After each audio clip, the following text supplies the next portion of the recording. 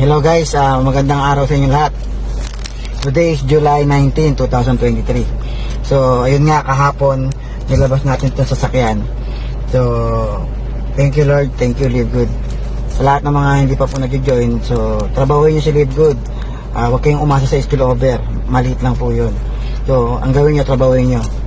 Invite kayo ng dalawa, bawi na yung pera nyo, member na kayo, tapos pwede pa mag-duplicate at kikita po kayo. May matching bonus pa kayo. So dadami po yung tao nyo at mas malaki kikitain nyo kasi naghihintay po kayo ng spillover.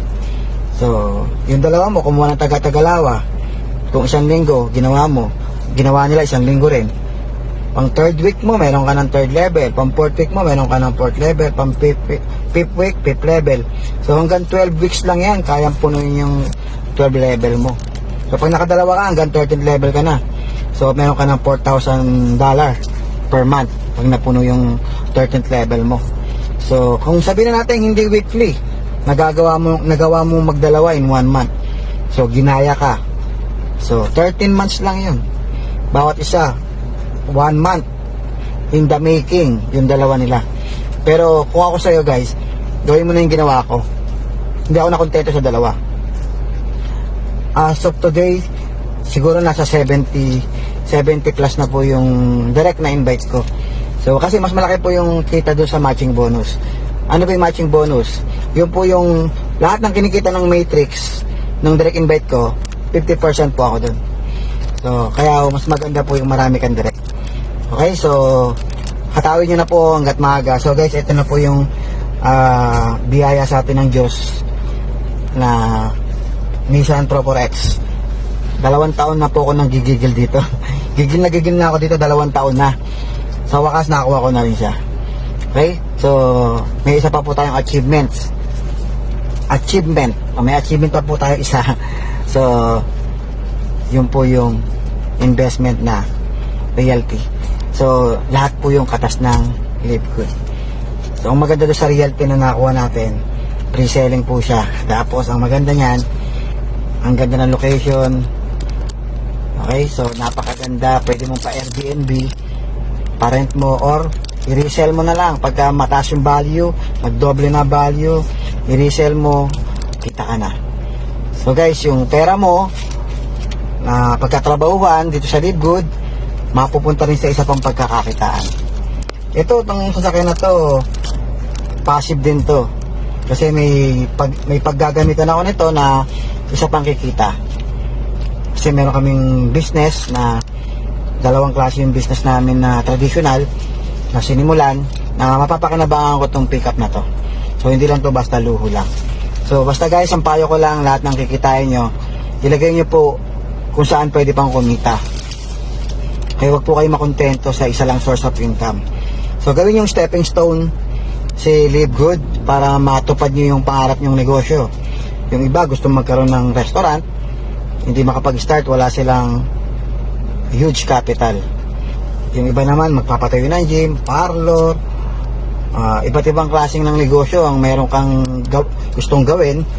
Kung saan yung passion mo pero wala kang kapital, trabahuin mo si Live Good.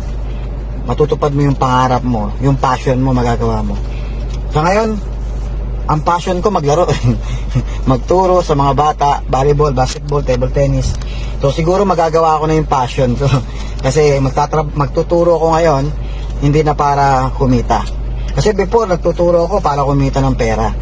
So hindi ho ganoon kaganda ang kitaan sa pagtuturo eh.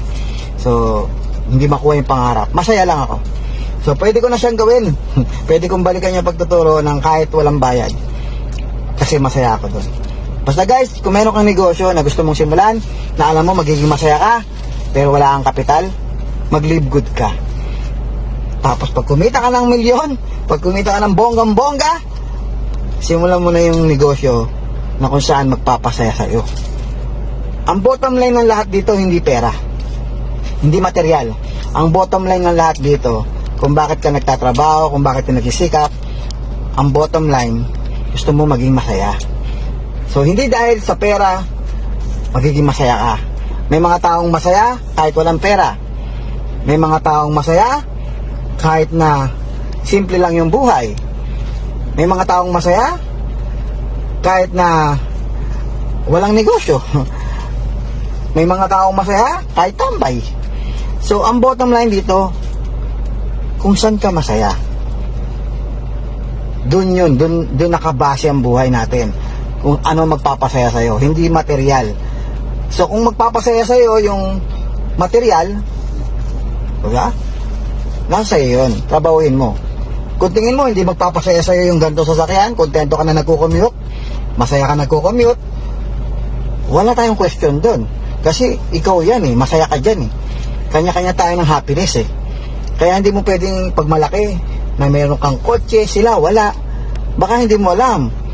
Baka mas masaya pa sa'yo yung mga taong walang-wala. Kasi ang bottom line, yung tao mismo, sarili niya, kung saan siya magiging masaya. Yun ang pinag-uusapan dito. Hindi material. So ako kasi masaya ako magkaroon nito dahil na nayahatid ko yung anak ko. Nakakalusong kami sa baha ngayon. Baha sa lugar namin eh. Kaya po ako kumuha ng malaki. Tapos, natutulungan ko yung mga kapatid ko pagka nangangailangan sila ng pera. Meron ako ibibigay. Yung tatay ko, pagka kailangan nila ng kahit papano, makatulong ako konti, meron ako ibibigay. So yun yung happiness ko, yung makatulong. Pero kung wala akong pera, hindi ko sila matulungan. So yung happiness ko ang nagpapasaya sa akin. So ano ang happiness ko nagpapasaya? Ay, ibig sabihin, yung pagtulong ang nagpapasaya sa akin. Okay, so kanya-kanya ng happiness yan. So yun lang, maraming salamat. So kung masaya ka na naghahabol ng bills, naghahabol ng pambayad ng kuryente, okay lang, mag-stay ka kung ano yung ginagawa mo. Kung masaya ka dyan. Kung masaya ka na lagi nagpo-promissory note yung anak mo sa school, ituloy mo lang. Masaya ka na pagka nagkakasakit ka o yung pamilya mo, kung masaya ka na nangungutang, so ituloy mo lang yan. Wala kang dapat baguhin. Pero kung hindi ka masaya dyan, gumawa ka ng paraan para maging masaya. Kung saan ka masaya. So ulitin ko again. Okay, ulitin ko na again pa, di ba? Happy na, masaya pa. Ulitin ko, ang pinag-usapan kung saan ka masaya. Okay, so yun lang, maraming salamat. Happy live good sa ating lahat. Ikaw naman ang next diamond. At ikaw naman ang susunod na bibili ng pangarap mo. Bahay at lupa man yan, sasakyan man yan, property, apartment, ano man ang gusto mo, kung saan ka magiging masaya. Okay? So hanggat